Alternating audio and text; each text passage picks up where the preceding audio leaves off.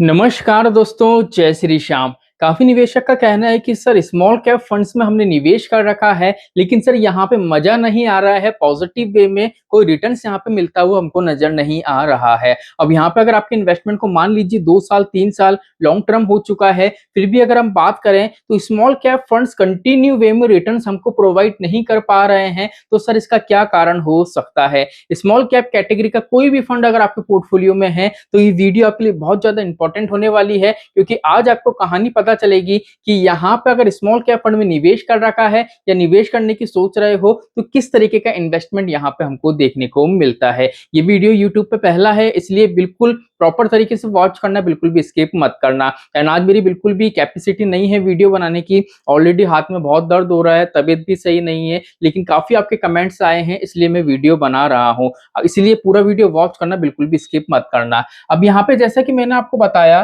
देखो mutual fund में अगर हम बात करें ना, स्पेशली अगर हम स्मॉल कैप कैटेगरी की बात करें, ठीक है, तो आपने देखा होगा दो तरीके की यहाँ पे क्या कैटेगरी देखने को मिलती है। एक फंड होते हैं हमारे एक्टिव फंड और दूसरे फंड होते हैं हमारे पैसिव फंड। ठीक है, अब पैसिव फंड तो क्या होता है, जैसे स्मॉल कैप इंडेक्स में 250 कंपनी होती हैं, तो पैसिव फंड में क्या होता है, जो 250 कंपनियां होती है ना, उसी 250 कंपनी में आपका पैसा निवेश हो जाता है। जैसे निप्पॉन इंडिया का आपने देखा होगा निफ्टी 250 इंडेक्स फंड, ठीक है, तो वहां पे क्या होगा, वो इसका जो बेंचमार्क है, इसका जो इंडेक्स है जिसमें 250 कंपनी है, उसको फॉलो करेगा और उसमें जितनी भी कंपनियां हैं उसमें निवेश हो रहा है, इसलिए इंडेक्स जितना ऊपर जाएगा आपके फंड में ग्रोथ देखने को मिलेगी, इंडेक्स जितना नीचे जाएगा आपके फंड में आपको डाउनफॉल देखने को मिलेगा। अब यहाँ पे क्या होता है, जो पैसिव फंड होते हैं, पैसिव फंड में मान लीजिए अगर स्मॉल कैप कैटेगरी है, अगर उसका पीई रेशो बढ़ जाता है, मार्केट ओवर वैल्यूड हो जाता है, तो यहाँ पे क्या होता है, गिरावट भी हमको ज्यादा देखने को मिलती है। लेकिन अगर हम बात करें तो जो एक्टिव फंड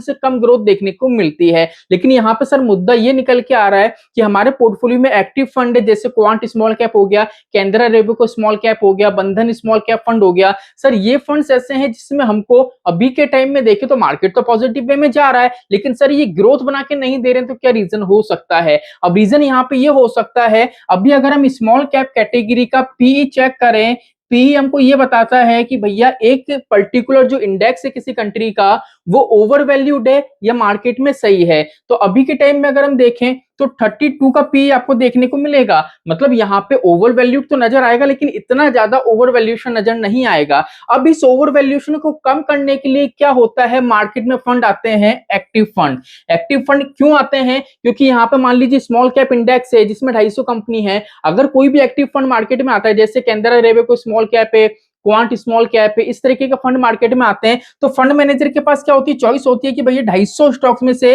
जो स्टॉक्स आपको अच्छे लगे उसको पोर्टफोलियो में शामिल कर सकते हो और इन्वेस्टर का पैसा निवेश कर सकते हो। अब यहाँ पे क्या होता है, जितने भी एक्टिव फंड होते हैं उनमें क्या होता है, स्टॉक्स की संख्या कम देखने को मिलती है, किसी में 100 देखने को मिलती है, किसी में 200 देखने को मिलती है, किसी में 150 देखने को मिलती है। मतलब जो 250 का स्टॉक्स है ना, उसमें से कितने भी स्टॉक्स हैं पोर्टफोलियो में फंड मैनेजर शामिल कर सकता है। अब यहाँ पे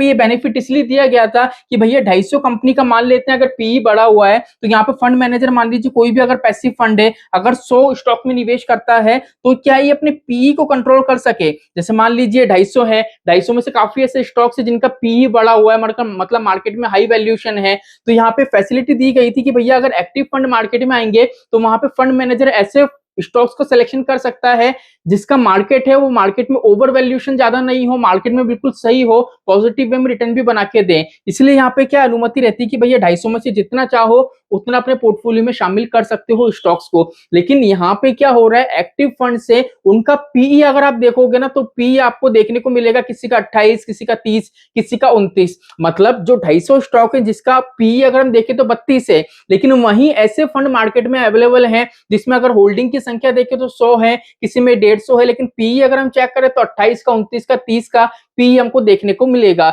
मतलब 250 में से ऐसे स्टॉक्स हमको सेलेक्ट करने चाहिए जिनका पीई कम हो, लेकिन वहां पे फंड मैनेजर ने ऐसे ऐसे स्टॉक पोर्टफोलियो में कैरी कर रखे हैं जिनका पीई ऑलरेडी बढ़ा हुआ है, मार्केट में हाई वैल्यूएशन है। अब ऐसा क्यों हो रहा है, ऐसा इसलिए हो रहा है क्योंकि यहाँ पे अगर हम बात करें, सेबी का सीधा सा नियम है भैया कि कोई भी अगर इन्वेस्टर स्मॉल कैप कैटेगरी में, स्मॉल कैप फंड्स में निवेश करे, तो उसका 65% पैसा तो स्मॉल कैप में जाना चाहिए, ठीक है, बाकी का जो 35% पैसा बचा है, वो फंड मैनेजर को क्या करना है, मार्केट का एनालिसिस करना है और लार्ज कैप और मिड कैप स्टॉक्स के अंदर वहां पे पैसा जाना चाहिए एलोकेशंस के रूप में। लेकिन आपने ये चीज देखी होगी, आपके पोर्टफोलियो में जो भी स्मॉल कैप फंड है, अगर आप उसको चेक करोगे तो काफी ऐसे फंड मैनेजर है, काफी ऐसे फंड है जिसमें स्मॉल कैप का वेटेज अगर आप देखोगे ना, तो वहां पे किसी का 65% से ज्यादा ही देखने को मिलेगा और कुछ फंड तो ऐसे हैं जिसमें 80, 85 तक का देखने को मिलेगा। तो यही एक रीजन है जिससे क्या हो रहा है, मार्केट अगर स्मॉल कैप का हम इंडेक्स भी देखें तो उसका जो पीई 32 का है, उसमें से भी अगर 250 स्टॉक में से कुछ स्टॉक्स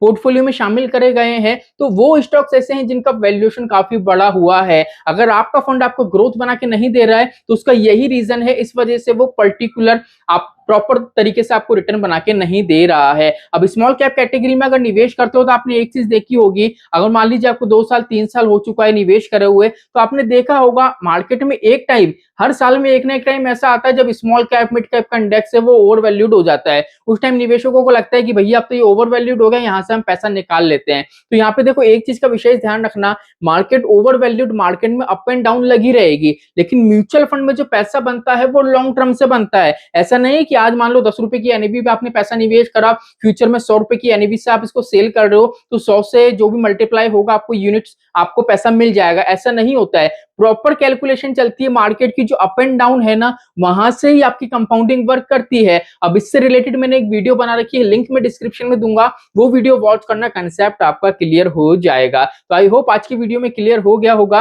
कि स्मॉल कैप कैटेगरी में जो आपको अभी के टाइम में ग्रोथ कम देखने को मिल रही है उसका रीजन क्या हो सकता है। तो चलिए आज के लिए इतना ही, मिलते हमारी नेक्स्ट वीडियो में। जय श्री श्याम दोस्तों, जय श्री राधे।